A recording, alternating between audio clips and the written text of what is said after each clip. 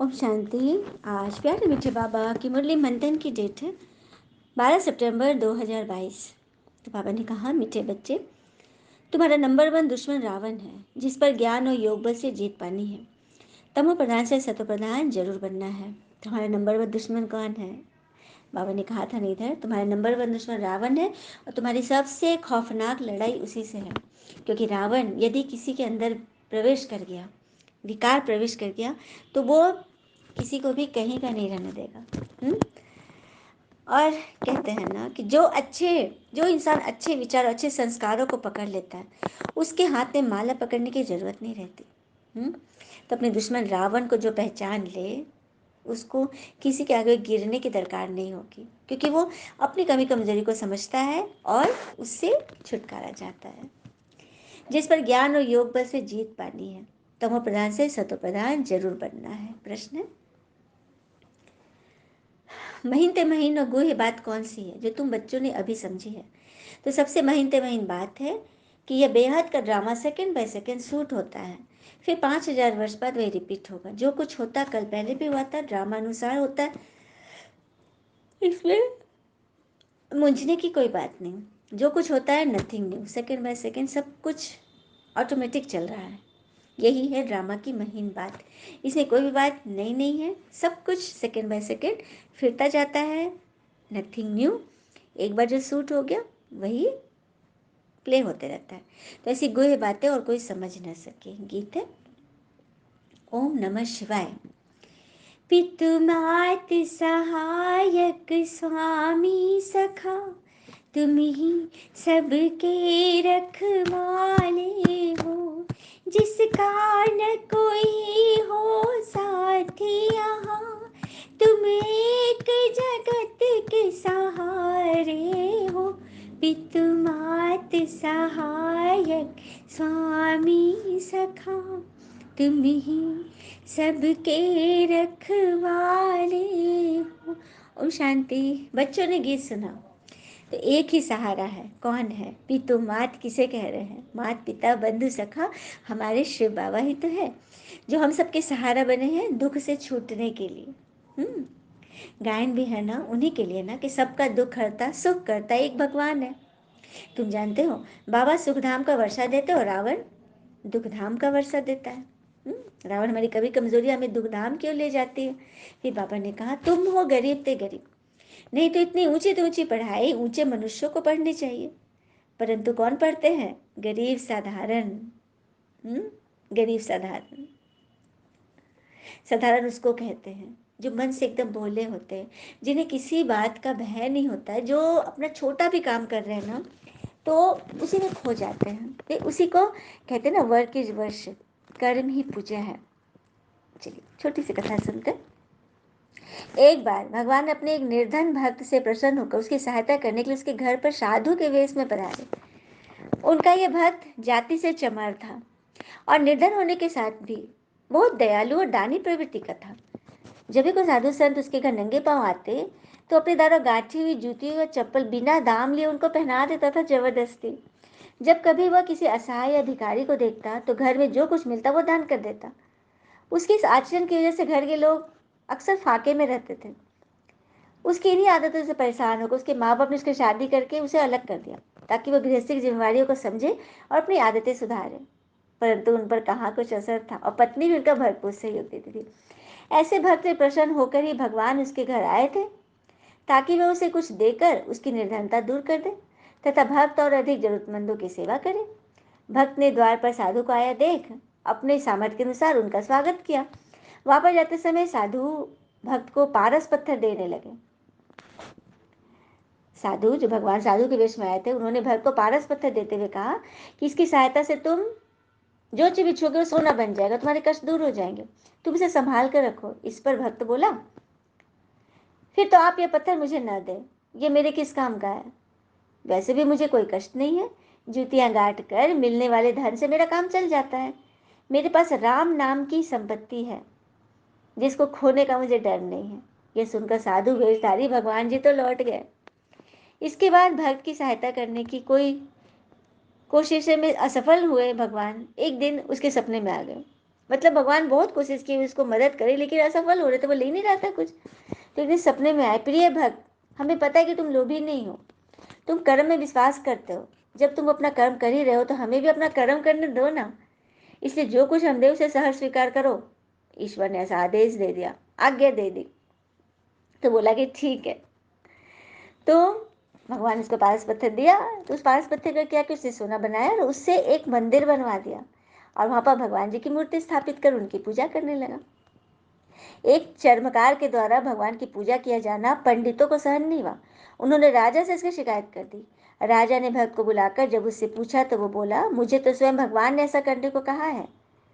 वैसे ही भगवान को भक्ति प्यारी होती है, जाति नहीं। उनकी नज़र में कोई छोटा बड़ा नहीं होता, सब बराबर है।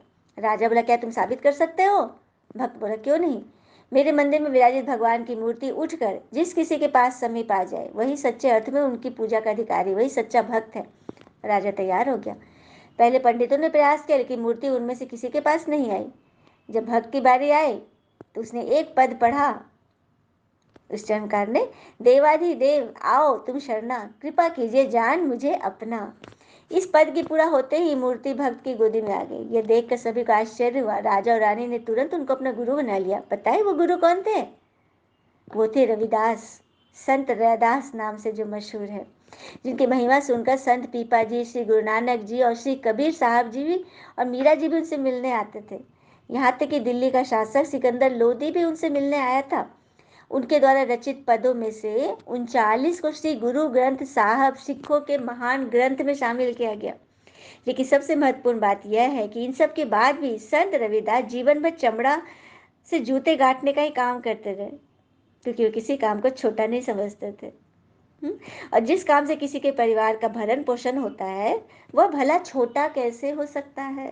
क्या बात है, कितने उच्च विचार ना। तो भक्त जो सच्चा बच्चा है वो कभी गरीब नहीं हो सकता। ये तो बाबा कह रहे हैं, मेरे बच्चे साधारण है और मैं उनके लिए ही आया हूँ। फिर बाबा कहते हैं, तुम्हें माया पर जीत पाने के लिए मैं राजयोग सिखला रहा हूँ। इसको ज्ञान और योग बल कहा जाता है। सत्युग में यह ज्ञान प्राय लोप हो जाएगा। ऐसे भी नहीं समझेगी ये राज हमको परमपिता परमात्मा ने दिया, कुछ भी याद नहीं होगा। अज्ञान काल में मनुष्य कहते हैं ना कि सब कुछ ईश्वर ने दिया, ज्ञान काल में भक्ति में भी किसी को याद नहीं है। अभी तुमको पता पड़ा है क्योंकि मैंने तुम्हें बताया है, बाबा कह रहे हैं।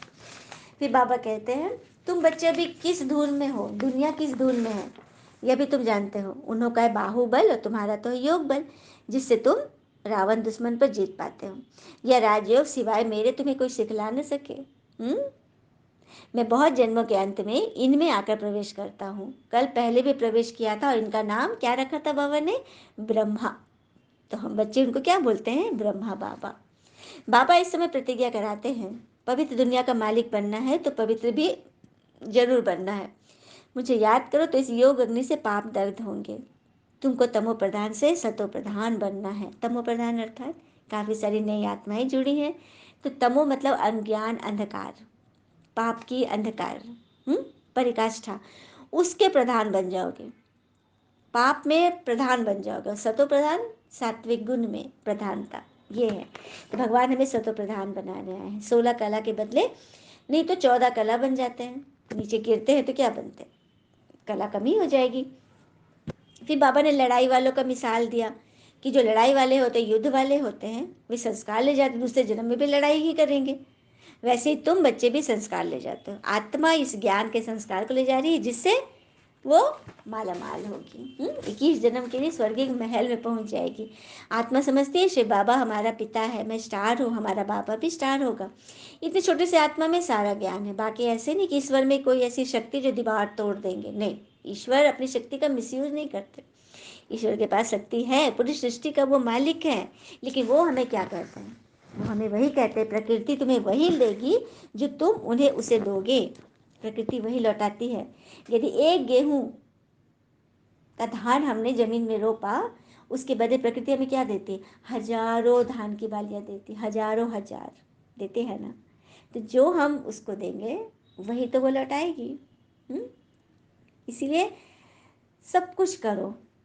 एक व्यक्ति जो ज्ञान में था, वो कोई ज्योतिष आदि पत्थर उत्थर नहीं मानता था और उसको बहुत बीमारी हो गई। परिवार के लोग बोलते थे तुम पूजा करो, ये पहनो, लेकिन वो नहीं मानता था। तो भगवान इस बात को गलत साबित करते हैं। भगवान कहते हैं कि नहीं, तुम नहीं मानते हो, चलो अच्छी बात है, लेकिन तुम्हारे परिवार के लोगों को जिन पर निष्ठा है वो तो तुम्हें करनी ही है। अपने लिए नहीं, उनके लिए, क्योंकि भगवान अपने अपनों के लिए आते हैं, सिर्फ अपना कल्याण नहीं, हमें अपनों का कल्याण करना है। तो जिस तरह से जिस बात में वे खुश है, खुश रहे, खुश हो, उस काम को हमें जरूर करना है। किसी का किसी कोई बच्चा बीमार है, किसी के और किसी की तबीयत खराब है, कोई रोग शोक पूरा भरा पड़ा है, लेकिन उस हाल में भी उस आत्मा को अपने पिछले जन्मों के लिए किए हुए कर्म के लिए उस आत्मा से क्षमा मांगे, जिसको कि हम जानते भी नहीं हैं, जिसका कि हिसाब हम पे चढ़ा है। तो बाबा को हाजिर हाजिर जानकर, बाबा को इमर्ज करके उस आत्मा के लिए क्षमा मांगे कि बाबा आप तो जानते हो ना किसके साथ मेरा हिसाब चढ़ा है, उस आत्मा से मैं क्षमा मांग रही हूँ। ये है प्रकृति को लौटाना। और ये शनि मंगल शुक्र ग्रह क्या है, किसके बच्चे हैं? प्रकृति के ही तो बच्चे हैं, प्रकृति की गोद में ही तो पले सूर्य चांद तारे। और ये ग्रह यदि हमारे पर चढ़े हुए हैं क्योंकि हमने कहीं ना कहीं प्रकृति को नुकसान किया। अगर किसी की माँ को हम तंग करेंगे तो उसका बच्चा लोग हमको अच्छा समझेगा कि शनि राहु केतु सूर्य चांद तारे ये सब उस प्रकृति के बच्चे हैं। तो माँ को खुश कर लो, माँ को योग का दान दो, अच्छा अच्छा सोचो। प्रकृति को हम नुकसान क्या करते हैं, हम हर एक के बारे में अवगुण देखते हैं, क्या क्यों कैसे करते हैं, गुस्सा करते हैं। और कहते हैं ना, गुस्सा करने से कहा जाता है ना कि वो हमारा शरीर खराब होता है। जैसे एसिड हम किसी बर्तन में रखेंगे तो पूरा बर्तन खराब करता है ना, तो क्रोध वह एसिड है जिससे आपका शरीर खराब करता है। तो इससे हमें बचना है, प्रकृति को नेगेटिव चीज़ें नहीं देनी है। नेगेटिव विचार क्यों क्या कैसे, दर्द चिंता परेशानी के वाइब्रेशन प्रकृति में नहीं देने हैं। उसी वजह से हमारे ऊपर ये ग्रह चढ़ते हैं, क्योंकि माँ को तंग किए तो बेटे भी बच्चे भी हमें तंग करेंगे। तो बच्चों से बचना है तो माँ को खुश करो, अच्छे अच्छे विचारों में रहो। और उसी के लिए तो भगवान हमें ये ज्ञान सुना रहे हैं, ताकि हम अच्छे बने, अपने संस्कार अच्छे हो, ताकि हमारे से ना प्योर वाइब्रेशन एयर में जाओ, प्रकृति को दान हो। तो कहते हैं ना, सर्व का सदगति दाता एक बाबा ही है। बाबा कहते बच्चे मददगार बनो। हमारा मददगार गोया अपना मददगार बनते हैं। बाबा तो कहते मेरे मददगार बनो, लेकिन हम वास्तव में किसके मददगार है? स्वयं के। हम अपना ही तो कल्याण कर रहे हैं, भगवान का कल्याण हमें नहीं करना, उनका तो कल्याण हुआ पड़ा, वे तो कल्याणकारी ही हैं। उनका कल्याण हम क्या करेंगे? हम अपना कल्याण कर रहे हैं, अपने मन को संभाल रहे हैं। अच्छा, मीठे बच्चों प्रति भगवान की नमस्ते, हम बच्चों के भी प्यारे प्यारे बाबा को नमस्ते। धारणा के लिए मुख्य सार, पहली पॉइंट, सदा अपनी धुन में रहना है, अपने पापों को भस्म करने का ख्याल करना है। अपने पापों को भस्म कर, हमारे अंदर क्या कमी है, जड़ कहाँ पे है, उसको पकड़ो। यदि सामने में कुछ गलत व्यवहार आ रहा है, आपकी क्रिया की प्रतिक्रिया है, आप वो क्रिया करनी है बंद कर दो। कहते हैं ना कि छोटी सोच शंका को जन्म देती है और बड़ी सोच समाधान को। सुनना सीख लिया तो सहना सीख जाओगे, और सहना सीख लिया तो रहना सीख जाओगे, है ना। दूसरी बातों के प्रश्नों में नहीं जाना है, फालतू बातों में नहीं जाना, सेवा पे विघ्न रूप नहीं बनना है।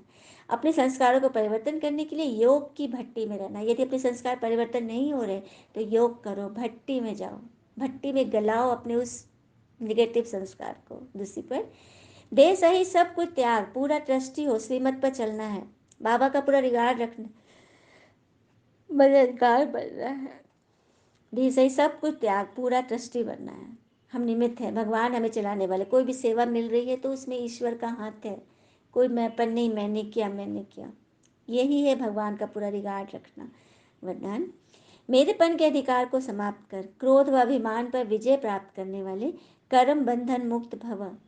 मेरेपन के अधिकार को समाप्त कर, ये मेरापन ही है, मैंने किया, मुझे कैसे कोई बोल दिया, मुझे मान क्यों नहीं दिया, मुझे आगे क्यों नहीं रखा, मुझसे क्यों नहीं पूछा गया, मुझसे क्यों नहीं प्लानिंग की गई, यह है मेरापन।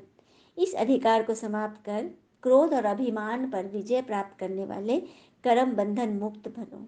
वो कर्म बंधन है जो हमको, कोई सेवा भी हमको बंधन से बांध रही है, हमें रोक रही है। जहाँ मेरेपन का अधिकार रखते हो, ये क्यों किया, यह मेरी है, वो मेरा है, तो क्रोध अभिमान का मोह आ जाता है। लेकिन यह सेवा के साथी है, न कि मेरे का अधिकार है। जब मेरा नहीं तो क्रोध मोह का बंधन भी नहीं। मेरा है तो वही क्रोध और मोह है। तो कर्म बंधनों से मुक्त होने के लिए एक बाप को अपना संसार बना लो।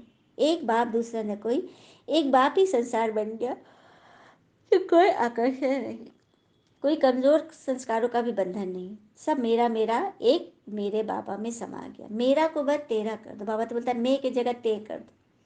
छोटी सी हेर फेर करनी है। जब भगवान ही संसार बन गया तो कोई आकर्षण, कोई देहधारी, कोई बातें हमें डिस्टर्ब नहीं करेगी। स्लोगन। मास्टर सर्वशक्तिवान वह है जो समय प्रमाण हर गुण हर शक्ति को कार्य में लगाए।